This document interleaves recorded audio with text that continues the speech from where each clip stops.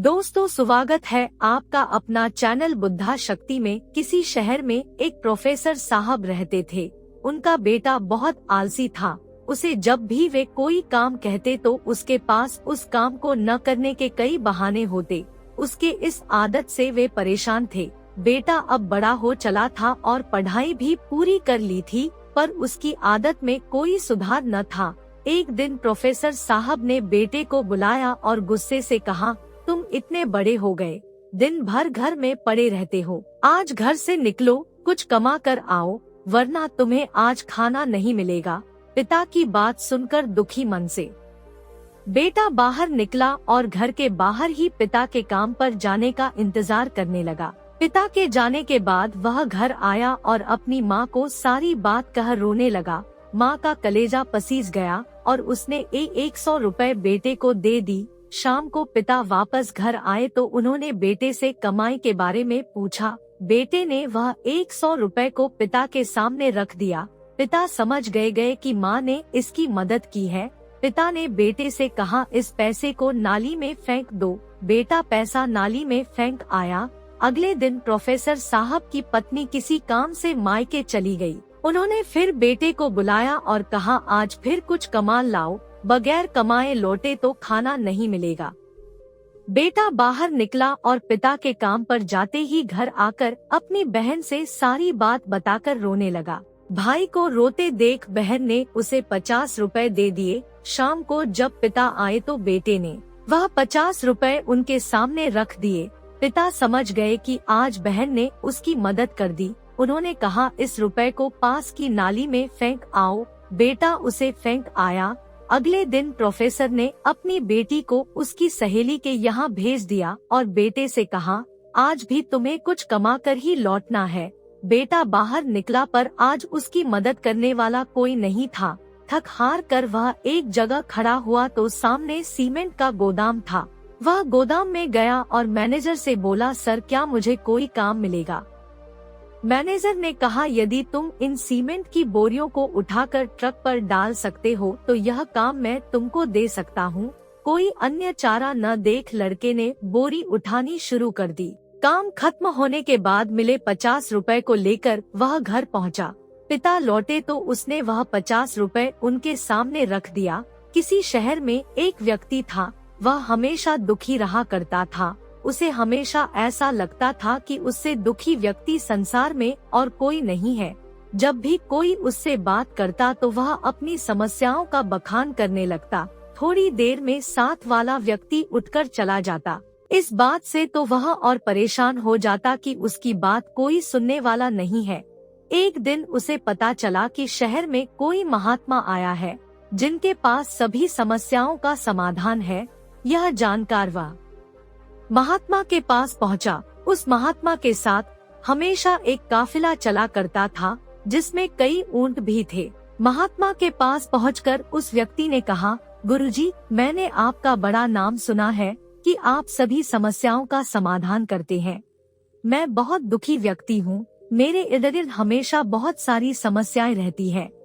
एक को सुलझाता हूँ तो दूसरी पैदा हो जाती है। मैं अपनी आप बीती किसी को सुनाता हूँ तो कोई सुनता ही नहीं है। दुनिया बड़ी मतलबी हो गई है। अब आप ही बताइए क्या करूँ? महात्मा ने उसकी बातें ध्यान से सुनी और कहा, भाई मैं अभी तो बहुत थक गया हूँ, परंतु कल सुबह में तुम्हारी समस्या का समाधान अवश्य करूँगा। इस बीच तुम मेरा एक काम कर दो। मेरे ऊँटों की देखभाल करने वाला आदमी बीमार है। आज रात तुम इनकी देखभाल कर दो। जब सभी ऊँट बैठ जाएं तब तुम सो जाना। मैं तुमसे कल सुबह बात करूंगा। अगले दिन महात्मा ने उस आदमी को बुलाया। उसकी आंखें लाल थी। महात्मा ने पूछा, तो बताओ कल रात कैसी नींद आई? व्यक्ति बोला, गुरुजी, मैं तो रात भर सोया ही नहीं। आपने कहा था जब सभी ऊँट बैठ जाएं तब सो जाना, पर ऐसा नहीं हुआ। जब भी कोशिश करके एक ऊँट को बिठाता, दूसरा खड़ा हो जाता। सारे ऊँट बैठा ही नहीं, इसीलिए मैं भर रात सो नहीं सका। महात्मा जी ने मुस्कुराते हुए कहा, मैं जानता था कि इतने ऊँट एक साथ कभी नहीं बैठ सकता, फिर भी मैंने तुम्हें ऐसा करने को कहा। यह सुनकर व्यक्ति क्रोधित होकर बोला, महात्मा जी, मैं आपसे हल मांगने आया था पर आपने भी मुझे परेशान कर दिया। महात्मा बोले, नहीं भाई, दरअसल यह तुम्हारी समस्या का समाधान है। संसार के किसी भी व्यक्ति की समस्या इन ऊँटों की तरह ही है, एक खत्म होगी तो दूसरी खड़ी हो जाएगी। आप सभी समस्याओं के खत्म होने का इंतजार करोगे तो कभी भी चैन से नहीं जी पाओगे। समस्याएं तो जीवन का ही अंग है, इसे महसूस करते हुए जीवन का आनंद लो। जीवन में सहज रहने का यही एक उपाय है। दुनिया के किसी भी व्यक्ति को तुम्हारी समस्याएं सुनने में कोई दिलचस्पी नहीं है, क्योंकि उनकी भी अपनी समस्याएं हैं। महात्मा जी की बात सुनकर व्यक्ति के चेहरे पर संतोष और सहजता के भाव उमड़ पड़े, मानो उसे अपनी सभी समस्याओं से निपटने का अचूक मंत्र प्राप्त हो गया हो। पिता ने उन रुपयों को पास की नाली में फेंकने को कहा तो बेटा आंखों में आंसू भरकर बोला, पिताजी, इन रुपयों को कमाने में मेरी कमर टूट गई, कंधों में चोट आ गई, पूरा शरीर दर्द कर रहा है और आप मुझे इन्हें नाली में फेंकने को कह रहे हैं। पिता मुस्कुराए और बोले, बेटा, आज तुमने मेहनत से कमाए पैसे की कदर को समझ लिया। मैं तुम्हें यही एहसास करना चाहता था। यह कहकर पिता ने बेटे को गले से लगा लिया, क्योंकि उस दिन उसने मेहनत की कमाई की कीमत को समझ चुका था। एक बार एक नौजवान लड़के ने सुकरात से पूछा कि सफलता का रहस्य क्या है। सुकरात ने उस लड़के से कहा कि तुम कल मुझे नदी के किनारे मिलो। वह मिले। फिर सुकरात ने नौजवान से उनके साथ नदी की तरफ बढ़ने को कहा और जब आगे बढ़ते बढ़ते पानी गले तक पहुंच गया, तभी अचानक सुकरात ने उस लड़के का सर पकड़कर पानी में डुबो दिया। लड़का बाहर निकलने के लिए संघर्ष करने लगा, लेकिन सुकरात ताकतवर थे और उसे तब तक डुबोए रखे जब तक कि वह नीला नहीं पड़ने लगा। फिर सुकरात ने उसका सर पानी से बाहर निकाल दिया और बाहर निकलते ही जो चीज उस लड़के ने सबसे पहले की वह थी हांफते हांफते तेजी से सांस लेना।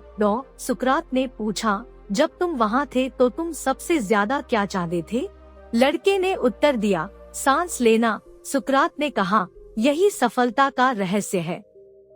जब तुम सफलता को उतनी ही बुरी तरह से चाहोगे जितना कि तुम सांस लेना चाहते थे तो वह तुम्हें मिल जाएगी। इसके अलावा और कोई रहस्य नहीं है। दोस्तों, जब आप सिर्फ और सिर्फ एक चीज चाहते हैं तो मोर देन नॉट वह चीज आपको मिल जाती है। जैसे छोटे बच्चों को देख लीजिए, वे न पास्ट में जीते हैं न फ्यूचर में, वे हमेशा प्रेजेंट में जीते हैं। और जब उन्हें खेलने के लिए कोई खिलौना चाहिए होता है या खाने के लिए कोई टॉफी चाहिए होती है तो उनका पूरा ध्यान, उनकी पूरी शक्ति बस उसी एक चीज को पाने में लग जाती है। आज रिजल्ट वे उस चीज को पा लेते हैं। इसलिए सफलता पाने के लिए फोकस बहुत जरूरी है। सफलता को पाने की जो चाहता है उसमें इंटेंसिटी होना बहुत जरूरी है, और जब आप वो फोकस और वो इंटेंसिटी पा लेते हैं तो सफलता आपको मिल ही जाती है। धन्यवाद दोस्तों, वीडियो अच्छी लगी हो तो चैनल को सब्सक्राइब करना ना भूले।